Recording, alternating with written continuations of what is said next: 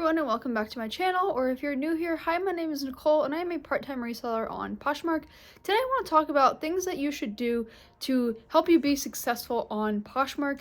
A lot of these tips are actually really good for beginners, so if you're just starting out, these would also be great for you, but they are also good if you have an established closet and just want to have more success on the platform. I know there are tips and tricks that people constantly talk about that are always changing, but these are things that are always going to remain the same, and these are always tips that you should definitely be following to have more success on the platform. So if you like this video, feel free to keep watching, and also make sure that you like it so I know that you like this kind of content. And make sure that you're subscribed so you don't miss any other future recent content that I do. But without further ado, let's get right into the things that you should be doing on Poshmark to have a more successful closet.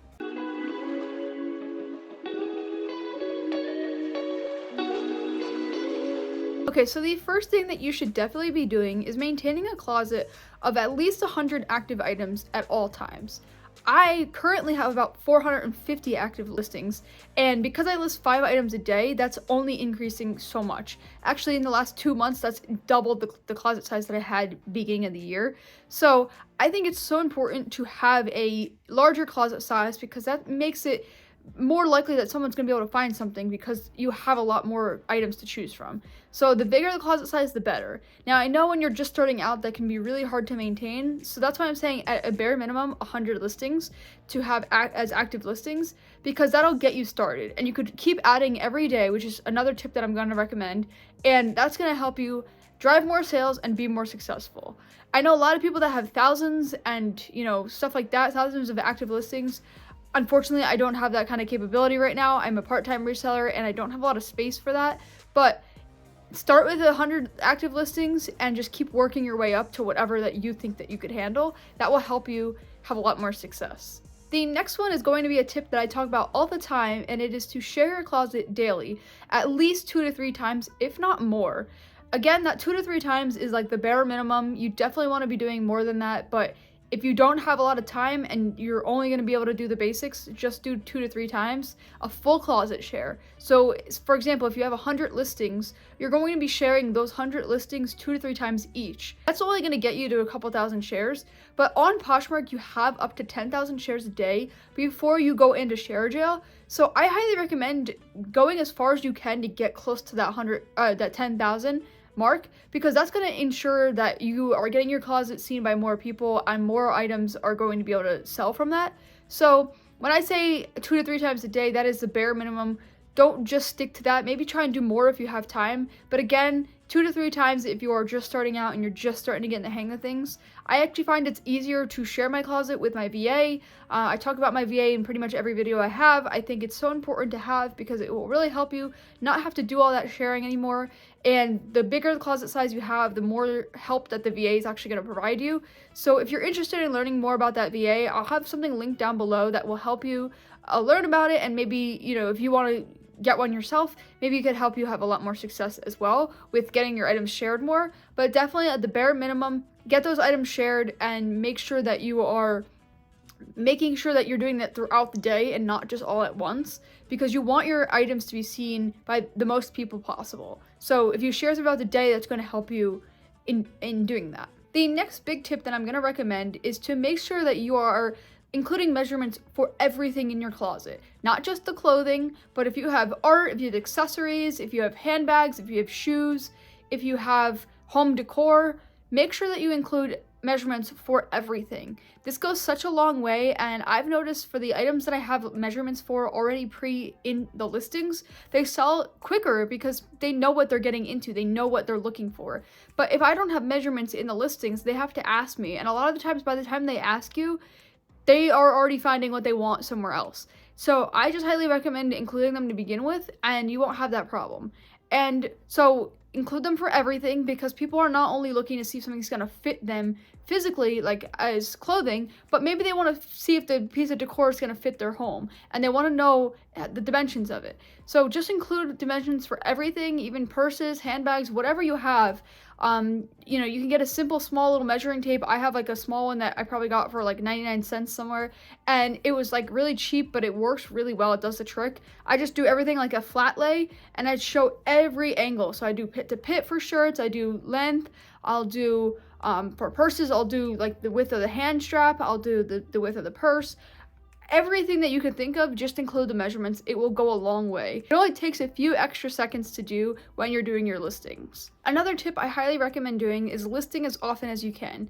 I briefly touched upon this in the first tip, but I think it's so important to be listing new items every single day. If you're just starting out, you could do a couple a week, maybe 3 to 5 ideally, but as you grow and as you have more items, you definitely want to be listing every single day to be more consistent. And you want to up that number to as much as you can.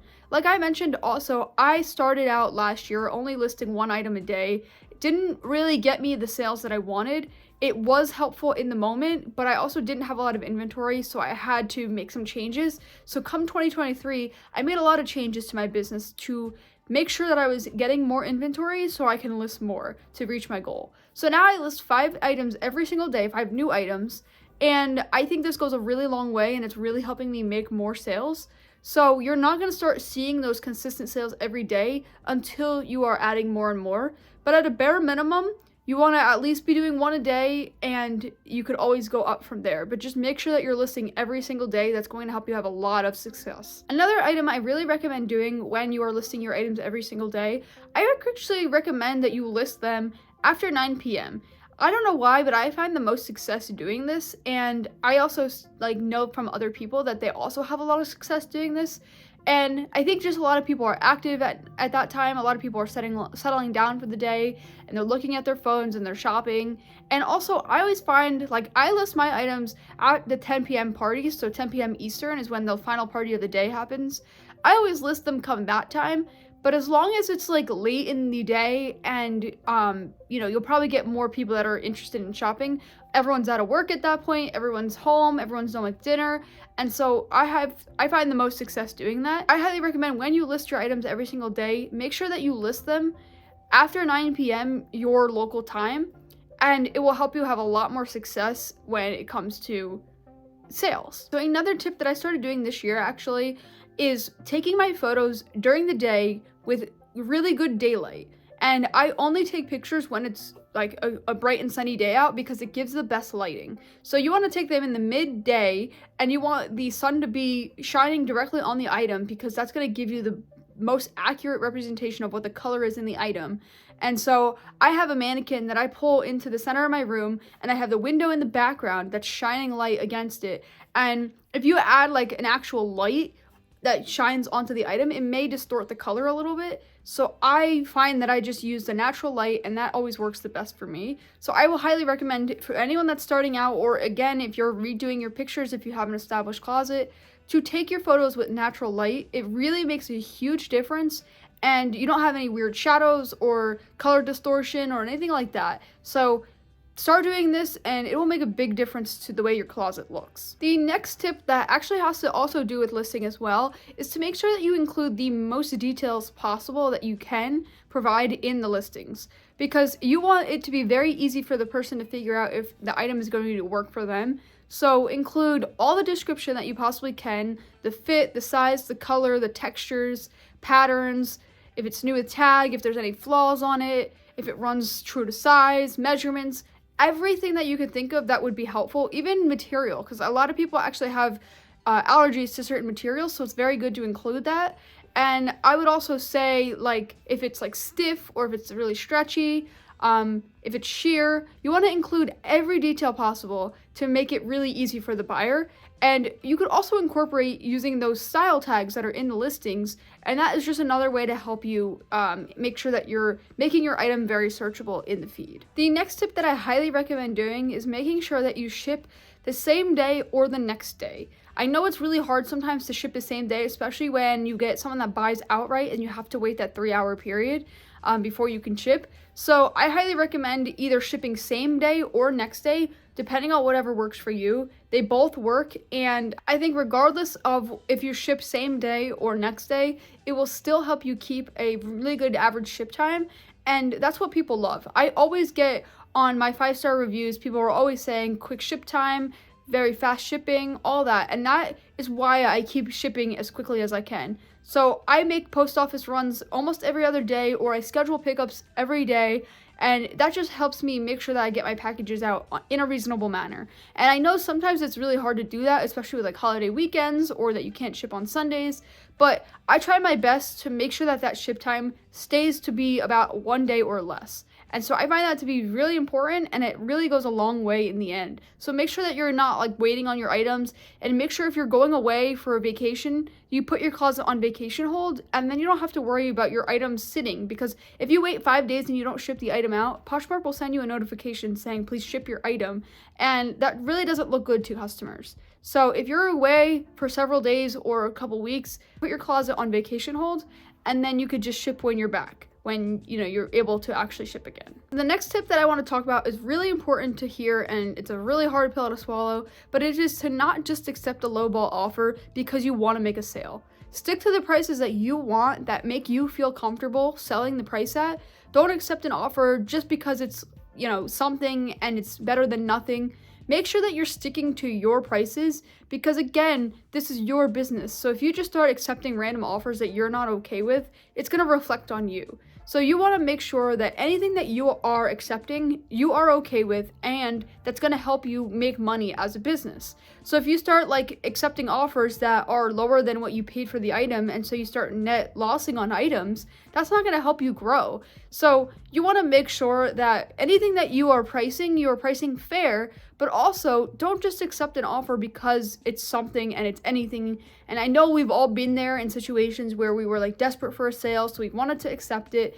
But to be honest, I actually find that when I accept those low offers, which I used to do a lot and now I've kind of stopped doing, it actually ended up giving me more of a headache than anything, because those are the offers that the people are the most critical for. So they will actually give you a review, and most of the time that's when the negative reviews come. So avoid all of this and just don't accept those low offers just to make a sale. And the final tip I want to talk about in this video is to make sure that you're factoring in the price discount that you are either providing, the shipping costs that maybe you're providing a discount for, and also Poshmark fees when you are pricing your item. Because it's so important to remember that a lot of the times you may be making less than the actual sale, less than half of what the actual sale is. So for example, when you discount something for $10 and you list it on your shop, and right then Poshmark will take $3 from that, so you would be making $7.05. But then if you give any kind of shipping discount, which I like to provide the $4.99 shipping discount option, but now especially with the new updated Poshmark shipping costs, that is going to bring you to about $4 that you're going to make from that sale. So yeah, you're making less than half of what the price was sold at, but make sure that whatever you're selling it for, you could still make a profit from, and it's still worth it to you. So if it's an item that you got for free and you're willing to just, make a couple dollars on it, that's fine. But make sure that every time you list an item, you are willing and knowing that you are pricing an item where you're comfortable with, and make sure that it's enough that you're going to be able to make money even after maybe a shipping discount, the Poshmark fees, and also a regular discount if you provide that. So it's important to list a little bit higher, and then you have a little bit of wiggle room to maybe provide an offer or lower the price. So all in all, these are a bunch of tips that I have for if you are new, if you're just starting out, or if you are an established seller that is just trying to refresh your business and kind of make it fresh again. These are things that are going to help you be very successful on Poshmark and help you run a successful closet. So I can't recommend these enough. I do these, mostly all of them, on a regular basis. I've really started incorporating some of these changes, and I've seen a lot of success so far this year by doing them, so I highly recommend doing them. And also, like I said before, make sure that you're subscribed, because you don't want to miss next week's video, where I'm actually going to talk about the month of February for me and how it compared to January in sales and everything like that. I think it'll be interesting to see how February was, just because February was a shorter month than, say, January was. So it'll be interesting to kind of compare the two, but you definitely want to stick around and watch that, because it's going to be exciting to find out how it was in comparison. But also, if you want to see a video on things that you shouldn't do on Poshmark, you can click right here. And if you want to see a video on reselling hacks that you should definitely try, you can click right here. But until next time, I'll see you then.